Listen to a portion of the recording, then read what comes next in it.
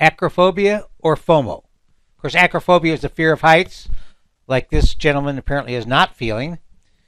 And FOMO, a common occurrence we see amongst traders and investors, particularly when they sell in fear and then are trying to get back in. The last few weeks in the market has been quite tough. Last week, the major averages seemed to survive big tech earnings. A couple stocks were hit pretty good, but overall, the market continues to chug higher. For the week, the leader, I added light crude oil into the regular format. It's up 8.5% last week, well ahead of the Nasdaq, 1.5%. Russell, just about 1%. S&P 500, a little less than that. Dow up 0.5 point. New York Composite, about the same. Utilities barely higher, while transports, which were the leader a few weeks ago, have continued to fall back, and gold also gave up some gains. For the week, there were slightly more advancers than decliners on the New York Composite, 15.19 and 12.99. Actually, a little bit better on the Nasdaq, 27.17 and 24.02. And, still a pattern of more new highs than more new lows. Let's look at the more important advanced decline lines as we start a new month. Chart of the SPY still looks quite strong. It's had 3 good weeks on the upside after the breakout. Another 2 weeks. I think I've mentioned this in the past, but I want to reiterate it after I looked at this chart that, using the advanced decline lines, you have to often be patient. I think at the time in November, we noticed that the, S&P 500 AD line had broken out at its point B, and you can see this vertical line here, that was quite a bullish development. However, the market made, shallow gains, up into February, and then, of course, we saw, a pretty significant, 6-7 week decline right back into that support around 630 in the SPY. The AD line did exactly what you'd like to see. It made a new high and then pulled back to its moving average. Still looking very strong. You always want to look out. So you'd really take a drop below that March low to suggest a shift in the intermediate. That does not seem in the cards right now. If you look down below this, the sentiment has been all over the place. We had a sharp uptake 2 weeks ago in the bullishness. The bull bear got up to about just over 10. Now it's back to minus 1.6, suggesting there's slightly more bearish survey takers from the AAI than there are bullish ones. Looking at the NYSE composite daily chart, shows you that even though we have not made a new high here like we have in the S&Ps and the Qs, you can see the new highs are right around 23,600 or so, and we're still at 23,000. The AD line did make a new high, and so that's a sign that you need to be patient, but it also favors a new high in the New York Composite. We've been noting the better relative performance of the NYSE Composite, so that means the common stocks should be doing better.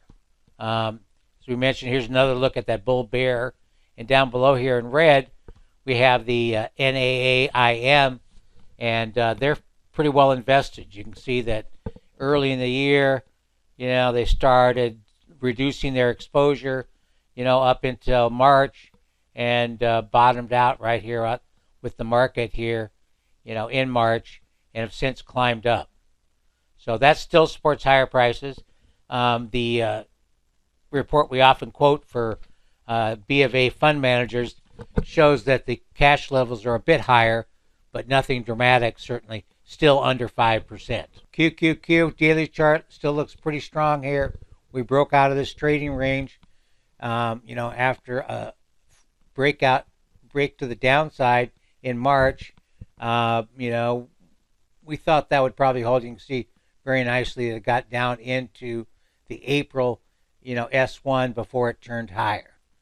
The new pivot for the Qs is at 636.19, okay, and with the 20-day EMA at 642. So if you're looking for support, 650 should be the first level, and then down at the 642 area. On the upside, 700 and 70.33 are the art levels for May. You can see the AD line, back to a marginal new high here this week after the breakout. Of course, that breakout was what we were looking for. And the RS downtrend has broken this line D, showing that the Qs are still outperforming the S&P. If you look at this on a weekly basis, you can see that there's yearly R1 is at 698.34. You can see that correction, ugly as it was, still held above the yearly pivot. That's what you like to see. Basically, since last May of 25, QQQs have been above their yearly pivot. This was the yearly pivot in 25. Remember, these pivot levels are created based on the price action of the prior period. So these current, pivot at 549, it's based on the high, low, and close in 25. So AD line here, weekly, still looks strong. It dropped below its moving average briefly before turning higher. RS looks positive, and the MACDs have even turned back to the upside. We've been paying a lot of attention to the growth versus value. We had a nice sharp rally, but last week, it was a better week for value. So of course the question is whether this is a major long-term top, or and if so, then this is just a technical rebound. I'm still allowing for a stronger rebound in growth, but clearly another lower close next week will make that less likely. The MACDs have given a very oversold buy signal, and but you can see that there's no real firm setup like there was in early 23 that screamed you should be out of value and back into growth. Last week's the number of new highs in the Nasdaq composite shot up 393, still below that prior peak, above 500. No real increase in the number of new lows, which I feel is more important. That's a positive sign. We will start to see a push above 200 on the new lows. That would get my attention. If we look at the NYSE composite, they're also starting to lag. So that's an indication that the Nasdaq, more speculative market, is starting to do better. Still no pickup in the new lows on the NYSE composite either.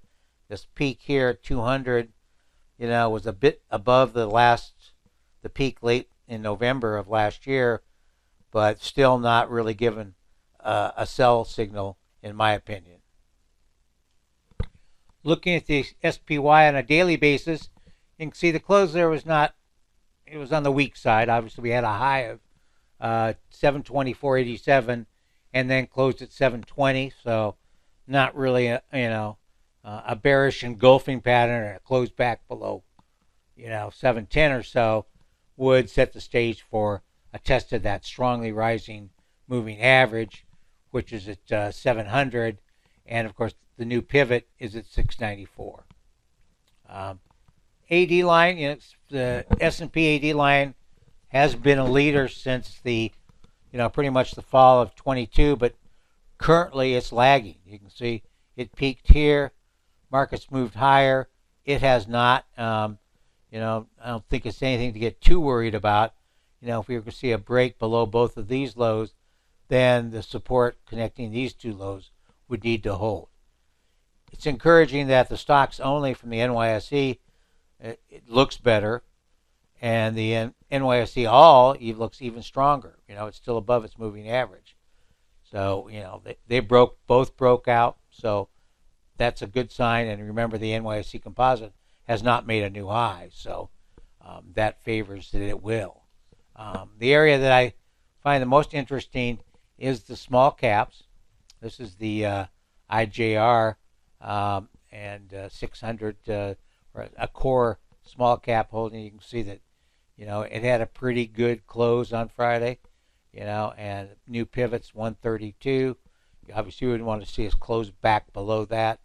That would also be below the 20-day EMA, which is at 133.47.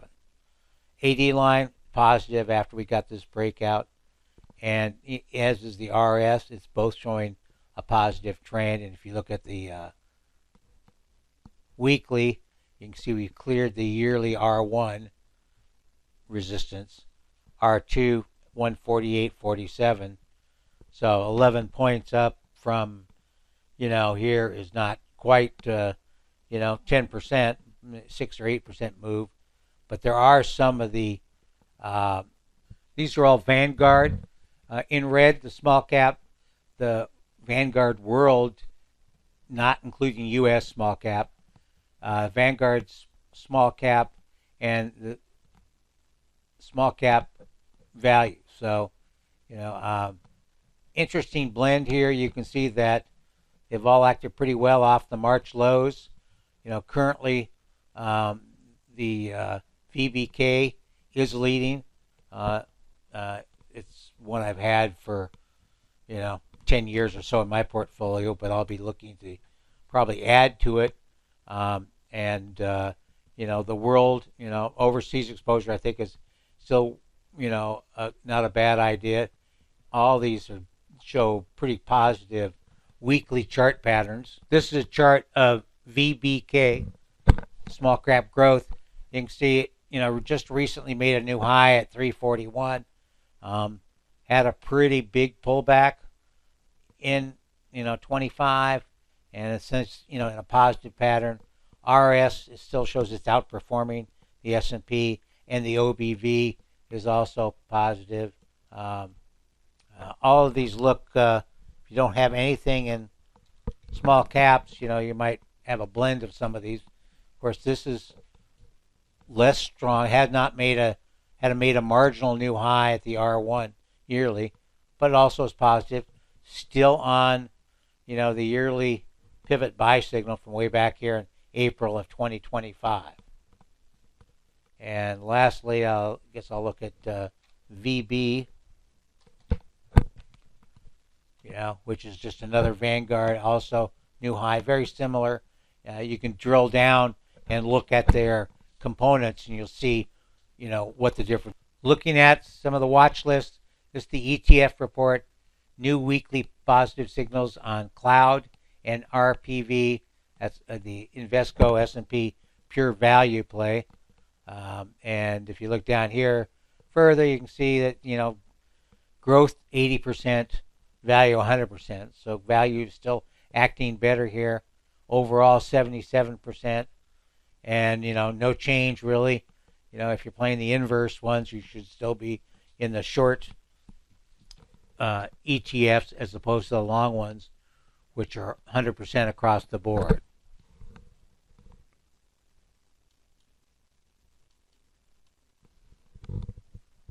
Shifting gears, you know, back to the sector report.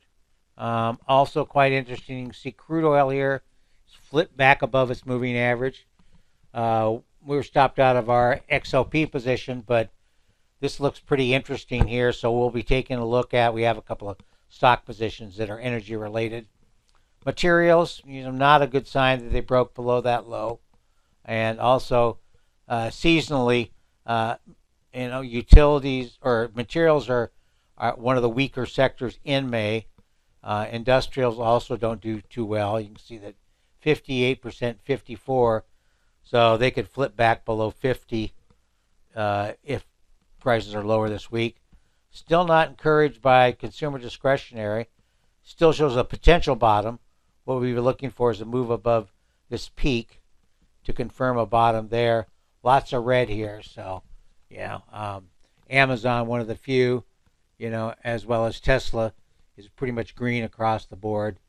AutoZone and O'Reilly also positive.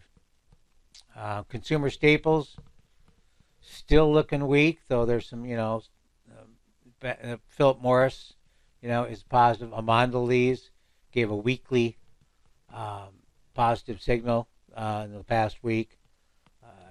Healthcare, technically, looking pretty weak. I think this will be a pivotal week there. If we can manage a strong close, it could mark the worst of the selling. We are seeing some divergences, not enough to jump right in at this point. Financial, obviously a value play, but it's not doing too well either. We've been reducing our financial exposure. Technology, still gangbusters. Adobe, gave a new daily buy signal here. That's a great looking chart. That's where you want to be clamoring aboard. Communication software, 45, so below 50, in contrast to 83 for technology, and utilities at 50. Real estate still at 100%. RS pattern is not showing you a whole lot. I hope to be able to release a interesting report written by Jerry on strategic metals. So look on the website for that as he finishes polishing it off. Well, I hope you found this beneficial. And as always, send me questions or comments. Like, hey, Tom, you haven't talked about such and such for quite a while. So, for example, the bond market still looks like yields are headed higher. Typically what happens, though, it's probably has to move above 5% in the 10-year to really get the market worried. But it looks like we could be heading that way. So have a great week in trading. Thank you very much.